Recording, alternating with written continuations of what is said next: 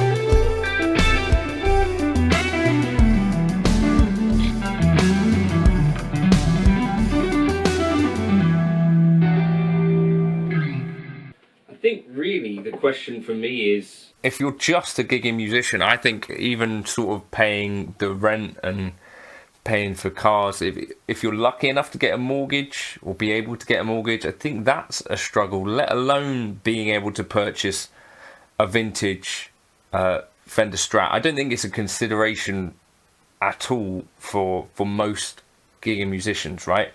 And even to the point where I'd say like a lot of the guitars being made today, something like, I don't know, a PRS Core model or a Fender Custom Shop, a Fender master-built guitar. Like a lot of these guitars, like the price tag, if we're kind of going on this basis of how many gigs does it cost to pay for these, if we're talking like 20 gigs or so, what would be 20 times 3, like 6,000, like that's on top of paying for all the normal things that you have to pay for. Like, I just think it's way out of reach for the average gigging musician at all to be even considering like buying a vintage Telecaster or a Strat. Am I out of touch on that regard? Now, there's quite a key point to some of this, which is that some of the musicians that I know that are really out there doing the thing, like playing music week in, week out, they don't have particularly elaborate gear. They don't have particularly expensive gear. You know, it's very typical to see people using a board with, you know, Boss pedals. It's very typical, even pros, you know, like the pros, like Yngwie Malmsteen, Prince, like a board which is made up of Boss pedals. Very typical to see someone gigging a Mexican Fender guitar. Even these days, I see people gigging like Sire guitars, like in a function band that I did a dep for. In Bristol, the bassist was using a Sire bass. And I think this is a little bit kind of the point with some of this, that actually professional or making a living playing music, you don't really need the most expensive gear.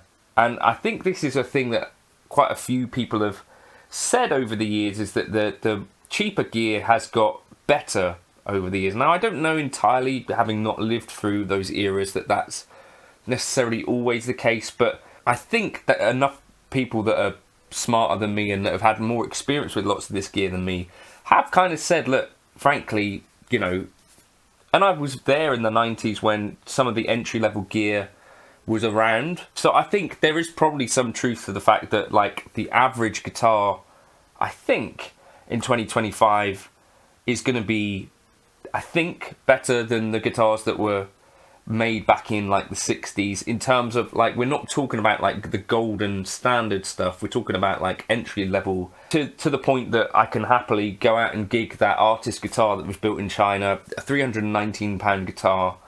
And in terms of gigs, I actually got paid £320 for that gig plus 20 fuel.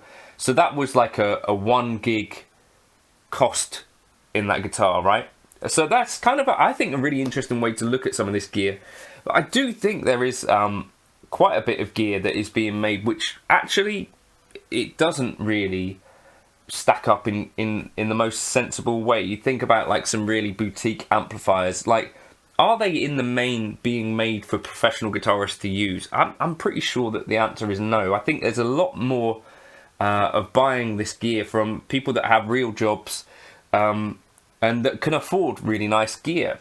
And this is, I think, part of what helps make the music world go round. Like, the average Fender Custom Shop buyer, the average, whatever, PRS Core, are these professional players, or are these people that have real jobs that can afford some nicer gear? I think more of what's going on is the latter, and I think that's the case. Again, let me know if you're someone who has really nice gear and gigs it. But I've got a buddy, Jake, who's got some really nice gear, and he's sort of notable in our music scene for having some really nice gear.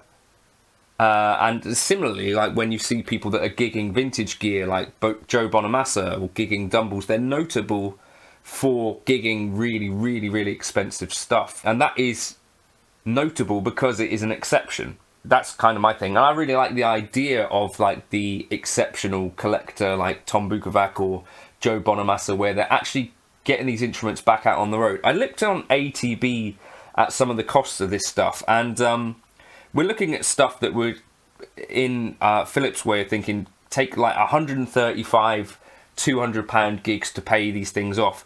But I think the thing is, there's quite a nice little bit of sentiment behind quite a lot of these vintage instruments, but particularly, like, you pay a lot for a Fender vintage instrument or a Gibson, but you can get Japanese made instruments from around this era and not pay crazy money for them. So I don't think it's just about, I think a lot of this is about status as well, right? But this was a really, really cool thing. It was dated the 24th of February, I think, 2009. This guitar, as you know, is 1963 Fender, was given to me by my mum in 1963. When the time comes, this will belong to you with all the love I have. May it bring you the joy it has given me through the years. May the spirit of me and Granny be with you always. May you find God's path always. Love, Pops. P.S. Please keep this picture of Nanny always in the case with you. And I think this is one of the really nice things about some of these pieces of gear, and what makes them, I guess, quite nice collectible items as well, is that there's such a relatively small amount of them around. Like the pre-CBS Fenders, right, are the things that really have a lot of value, or the pre-CBS Gibsons. And to me, you know, if I did have a guitar that was like that, if I had the money to spend on one of these, I don't think I'd be gigging it anyway. And I think so, therefore, this idea that maybe the average musician, would they get anything extra out of, like, these vintage instruments versus playing a normal instrument that doesn't have collectible value? I think we probably know that the answer is no. I think, like, you've heard Mick playing a basically off-the-shelf Fender, the Sonic Blue one. You've heard Mick playing a vintage this is that pedal show, a vintage Strat from the 60s.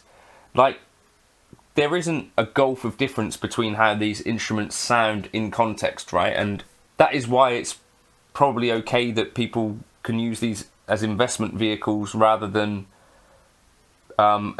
being instruments that should be freely available to everyone who's gigging. I guess, in my mind. And I think there are plenty of really good guitars that are somewhat more affordable than vintage guitars. And even like a Sire or even like a Fender Custom Shop or like a K-Line, these are like in the tens of gig range, right? Where it's like, okay, 10, 200 pound gigs, 2,000, 3,000 pound.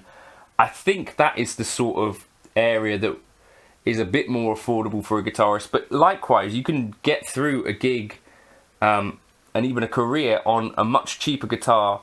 And I think there is something to be said for that. And same with pedals, same with amps. Like, beyond a certain level, you start to get really pretty steeply diminishing returns, and it does become about status. So should we really care about the escalating price of vintage guitars? To me, to be honest, it's not a thing that I'm involved in. Would it be nice to have like a 1964 Telecaster? Maybe. Is it something that I'm going to go out and spend 20, 30 grand on? No.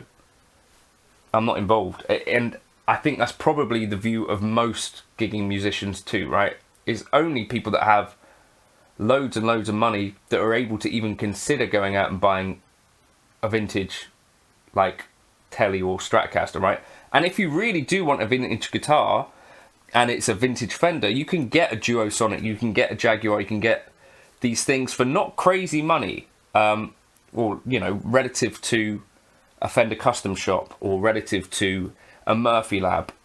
So they are a lot of money, but like, it doesn't have to be in the 20s, 30s, a grand.